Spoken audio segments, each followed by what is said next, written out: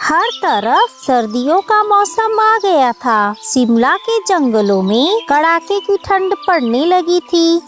समाचार से पता चला कि जंगल में बर्फ की बारिश होने वाली है। इसीलिए सभी पक्षी बचाव के लिए एकजुट होकर अपने अपने सुझाव रख रहे थे।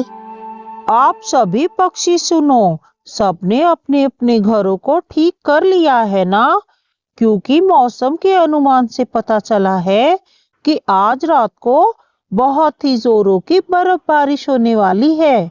हाँ, और फिर आप सब लोग जानते ही हो कि हर तरफ सिर्फ बर्फ ही बर्फ दिखाई देगी। खाने को कुछ भी नहीं मिलेगा। और न जलाने के लिए लकड़ियां ही मिलेंगी। मैं तो आग न जलाऊं तो मुझे बहुत ठंड लगती है। इसीलिए तो हमें सब कुछ इकट्ठा कर लेना चाहिए। ठीक है, तो फिर देर किस बात की? चलो हम खाने और जलाने का सभी सामान इकट्ठा कर लेते हैं। कालू कौवा उस समय वहाँ पर नहीं था, इसीलिए उसे इसके बारे में कुछ भी नहीं पता था। वो अपने घर में सो रहा था क्योंकि उसे बहुत तेज बुखार था। रात में बहुत ही जोरों की बर्फबारिश होने लगती है।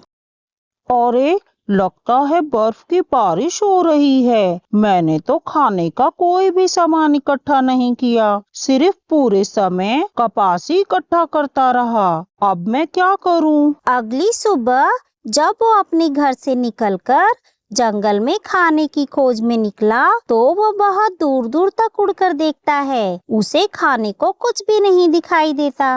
अरे, इस बर्फ ने तो पूरे जंगल को ढक लिया है। अब मैं क्या खाऊं? वो निराश होकर अपने घर वापस आ जाता है।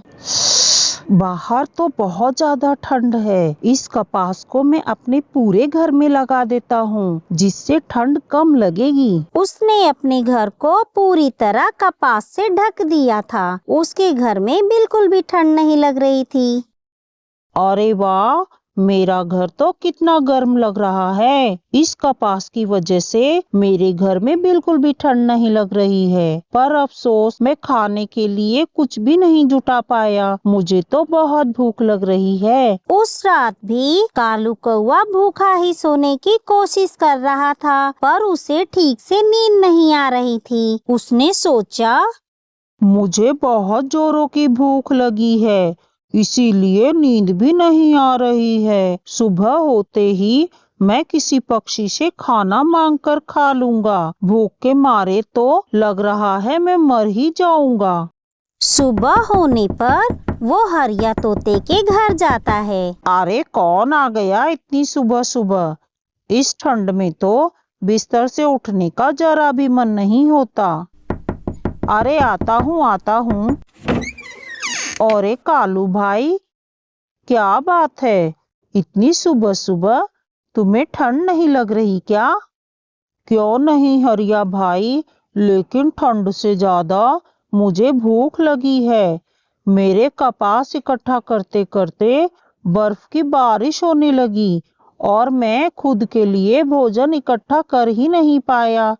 थोड़ा तुम कुछ खाने को दे देते तो बहुत अच्छा होता। लेकिन मैं तुम्हें अपना भोजन दे दूंगा तो मुझे भी तुम्हारी तरह भीख मांगकर खाना पड़ेगा। इसीलिए मुझे माफ कर दो।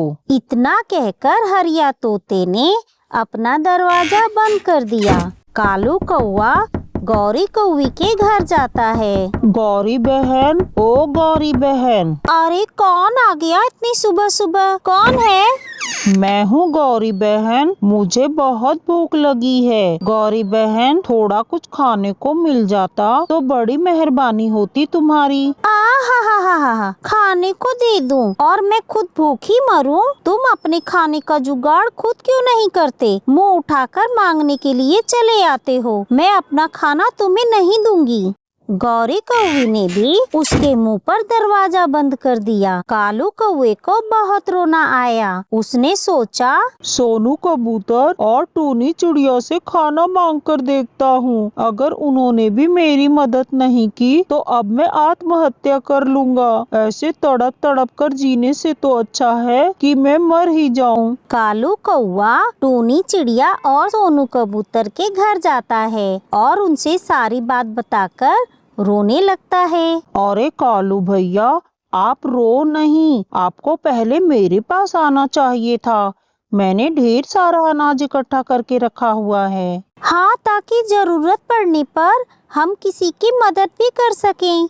ये लीजिए एक बोरी अनाज, और जरूरत पड़े तो आप मेरे पास आ जाना। तुम्हारा बहुत बहुत धन्यवाद सोनू भैया।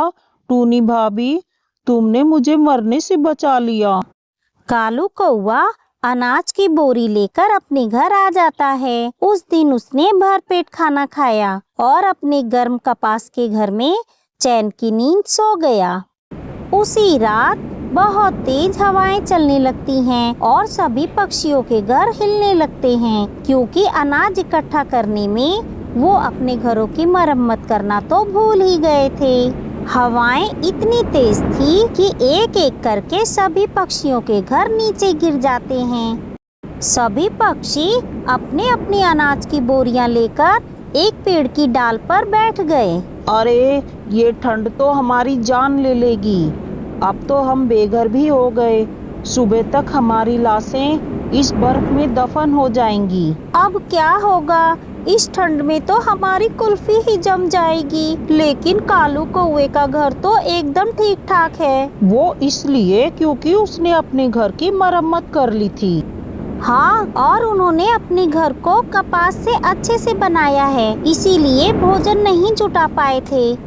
चलो दोस्तों, कालू कौवे का घर काफी बड़ा है, उससे मदद मांगते हैं। नहीं सोनू भाई, मैंने कालू की मदद नहीं की थी। वो मुझे अपने घर में क्यों घुसने देगा? हाँ, मैंने भी उसे बहुत कुछ सुना दिया था। वो भला मेरी मदद क्यों करेगा? अरे ये सब बाद में सोचेंगे, पहले तुम चलो तो सही। सभी पक्षी कालू के घर के बाहर आकर उसे बुलाने लगते हैं। अरे इतनी रात को कौन आया होगा? अरे आप सभी पक्षी, क्या बात है, अंदर आइए। सभी पक्षी अपनी अपनी अनाज की बोरियों के साथ कालू कौवे के घर के अंदर आ जाते हैं। वो देखते हैं कि अंदर से कपास से उसने पूरा घर बनाया हुआ है, जिससे उसके घर में बिल्कुल भी ठंड नहीं लग रही थी। टूनी चिड़िया ने सारी बात कालू कौवे को बताई। कालू कौवे ने कहा कि कोई बात नहीं दोस्तों, मेरा घर काफी मजबूत है। जब तक ठंड खत्म ना हो जाए हम सभी इसी घर में रहेंगे। कालू भाई, मुझे माफ कर देना। मैंने कल तुम्हें खाना देने से मना कर दिया था और तुमने आज हमें आसरा दिया।